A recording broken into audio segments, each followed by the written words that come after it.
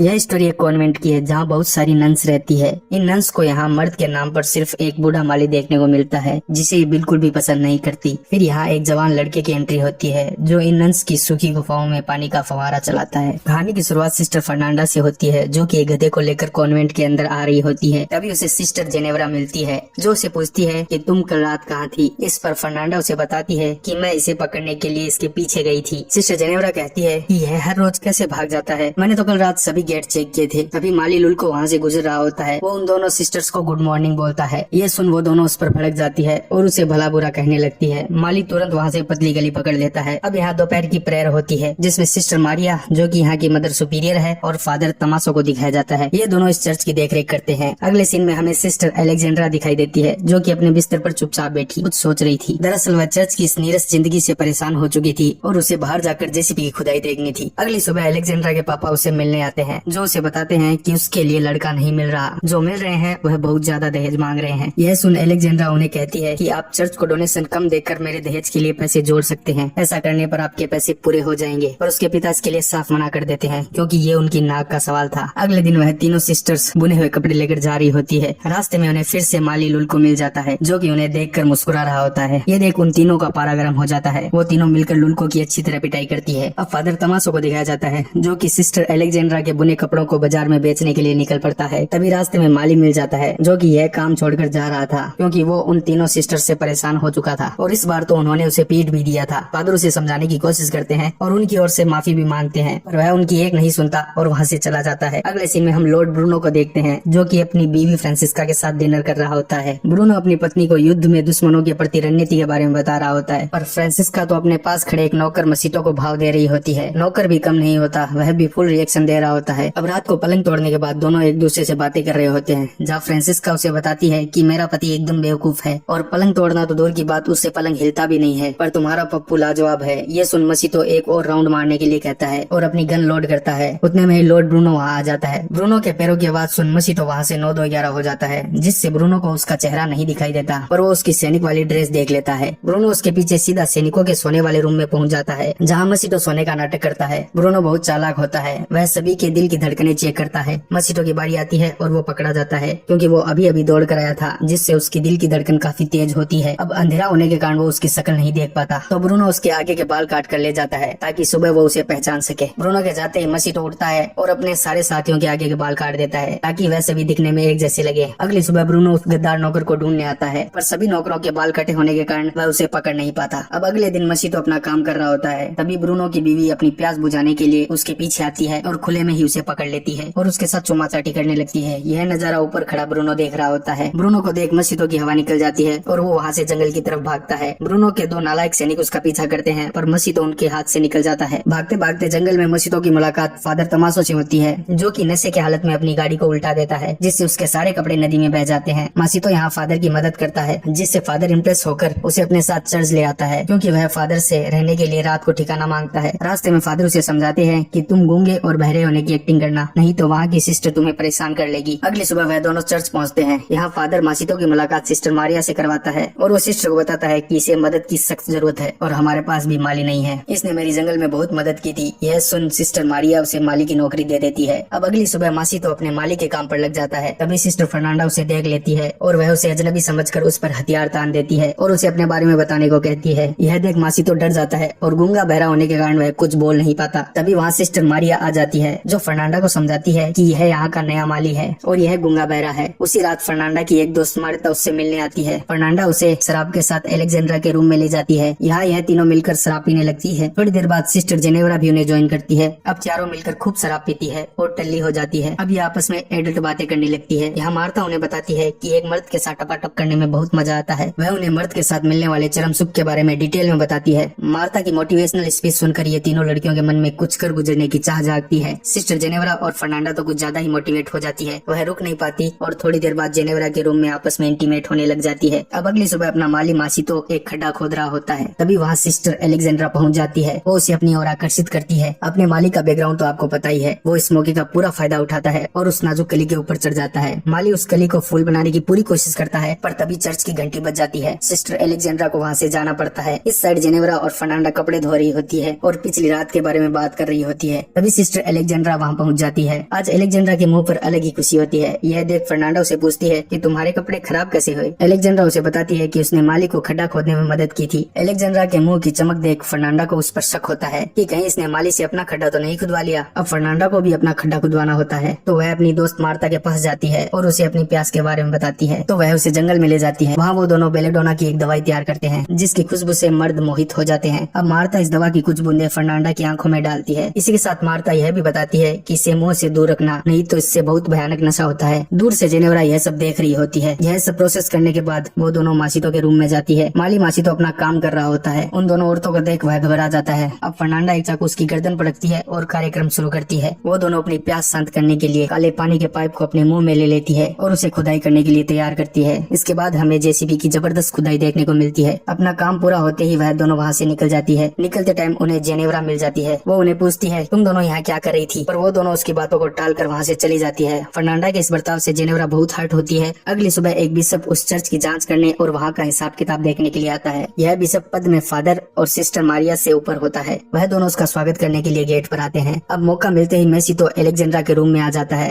और बीच में रुकी खुदाई को फिर से चालू करता है। तभी इस रूम में एक बूढ़ी नन आ जाती है। उस नन को देखते ही मसीतो के मुंह से आवाज निकल जाती है। यह देख एलेक्जेंड्रा भी चौंक जाती है। वह तुरंत उठकर अपनी सीट पर बैठ जाती है। उन दोनों की किस्मत अच्छी होती है कि वह बहरी नन सीधा अपनी सीट पर जाकर बैठती है और इस साइड नहीं देखती। तभी वहाँ बिशप और मारिया भी आ जाते हैं। मासितो यहाँ बाल बाल बसता है। वो उनके जाने तक बेड के नीचे ही छुपा रहता है। उन दोनों के जाते ही मासितो उसी खिड़की से वापस चला जाता है। इस साइड सिस्टर जेनेवरा भी बेलेडोना की दवाई बना लेती है और उसे इसका यूज पता नहीं होता, इसलिए वह उसे आंखों में डालने के बजाय पी लेती है, जिसका नशा उसे उसी वक्त चढ़ने लगता है और उसका सर चकराने लगता है। फिर वह अपने हाथ पर एक कट लगाती है और उससे निकलने वाला खून अपने गालों पर लगा लेती है ताकि वह भी फर्नांडा की तरह खूबसूरत दिख सके। अब एलेक्जेंड्रा मासितो के रूम में जाती है और उससे पूछती है कि तुमने मुझसे झूठ क्यों बोला कि तुम गूंगे बहरे हो। इतने में वहाँ जेनेवरा आ जाती है। उसे वहाँ आता देख मासितो सो जाता है और एलेक्जेंड्रा एक कोने में जाकर छुप जाती है। जेनेवरा आते ही सोते हुए मासितो के ऊपर चढ़ जाती है और उसे अजीब तरीके से चाटने लगती है। तभी जेनेवरा को फर्नांडा की आवाज सुनाई देती है। उसे आता देख जेनेवरा भी उसी कोने में छुप जाती है। वहीं पर एलेक्जेंड्रा भी होती है। जेनेवरा उसे देख चौंक जाती है। अब वह दोनों छुपकर फर्नांडा को देखती है, जो कि मसीतो को चाकू दिखाकर किडनैप कर लेती है और उसे जंगल की तरफ ले जाती है। अब वह दोनों लड़कियां मसीतो और फर्नांडा का पीछा करती है। फर्नांडा मसीतो को गहरे जंगल में ले जाती है। अब उसका पीछा करते करते रात हो जाती है। जंगल का माहौल देखकर एलेक्जेंड्रा के तो होश ही उड़ जाते हैं, क्योंकि जंगल में बहुत सारी औरतें आग जलाकर उसके चारों ओर नंगा नाच कर रही थी और पास ही में बंधा हुआ था हमारा माली मासितो, जिसकी अभी बलि दी जाने वाली थी। यह सभी औरतें डायने होती है। इन सभी औरतों को नाचता देख जेनेवरा का भी मन करता है और वह भी उनके साथ नाचने के लिए चली जाती है। वो अपने सारे कपड़े उतार देती है और नाचने लगती है। जेनेवरा को देख वहाँ की सभी औरतें भाग जाती है। मार्ता उसे समझाने के लिए आती है और वो उसे यहाँ से जाने के लिए कहती है। इस पर जेनेवरा और मार्ता के बीच हाथापाई हो जाती है। यहाँ जेनेवरा मार्ता को लकड़ी से मारकर बेहोश कर देती है। अब एलेक्जेंड्रा फर्नांडा को रोकती है और मसीतो को उससे छुड़ा लेती है। तब तक जेनेवरा उस गधे को लेकर चर्च पहुँच जाती है और जोर जोर से शोर करती है कि फर्नांडा एक डायन है। तभी भी सब वहाँ आ जाता है। वह जेनेवरा को इस हालत में देख सिस्टर मारिया को बुलाता है। सिस्टर मारिया के रूम से सिस्टर मारिया के साथ फादर मसीतो भी निकलते हैं। यह देख बिशप का दिमाग और खराब हो जाता है। अब सुबह होती है और बिशप सभी को अपनी अपनी सजा सुनाते हैं, जिसमें फादर दमासा को एक मोंक मंदिर भेज दिया जाता है जहाँ पर सिर्फ मर्द होते हैं। यही उनकी सजा होती है। वहीं बाकी सभी औरतों को मामूली सजाएं दी जाती है। मासितो को फिर से उसी के मालिक लॉर्ड ब्रूनो को सौंप दिया जाता है, जो उसे काल कोठरी में बंद कर देता है। अब थोड़ी देर बाद ब्रूनो आता है। वो उसे बताता है कि उसने दूसरी शादी कर ली है और पहली बीवी को सबक सिखाने के लिए